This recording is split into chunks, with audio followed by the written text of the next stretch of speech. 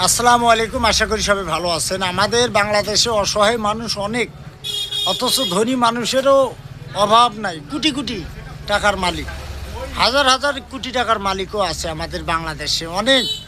আপনার বাড়ির পাশে একজন না খাওয়া দাম মরতেছে, আপনি ওই রকম মাছ মাংস এনে পাক করে খেতেছেন। আপনার জীবনে 6 মাসে একবারও আপনার পাশের ভাই বেরাদার এবং প্রতিবেশী কেমন আছেন, কী সমাচার খোঁজ নেওয়ার খবর নাই।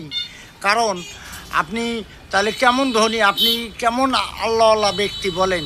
আপনার ধন সম্পদ টাকা পয়সা এলে কিন্তু কিচ্ছু কবরে যাবে না। আপনি যদি ওখান থেকে আপনি 500 টাকা দিলেন, 1000 টাকা দিলেন, সে একটা সন্ধ্যা কিংবা 2টা সন্ধ্যা ভালোভাবে সে খাইতে পারবে এবং চলতে পারবে, আপনার জন্য মন খুলে দোয়া করবে। কারণ আপনি গরিব অসহায় মানুষের কোনো খবর নেন না। আপনার পাশের বাড়ির লোক না খাওয়া থাকে, আপনি অথচ গরুর মাংস এবং মাছ ইলিশ দিয়ে ভাত খাওয়া দাওয়া ঘুমাচ্ছেন নাক ডাংরা। আসলে আপনার অসহায় মানুষগুলো কত কষ্টের দিন পার করতেছে। লবণ আনতে পান্তা শেষ, পান্তা আনতে মানে পান্তা জোগাইতে গেলে লবণ শেষ। তো এরকম পরিস্থিতির নিয়ে এরা চলাচল করতেছে, আপনি পাশের বাড়ির লোকের খবর নেন না, তাহলে হবে না ভাই।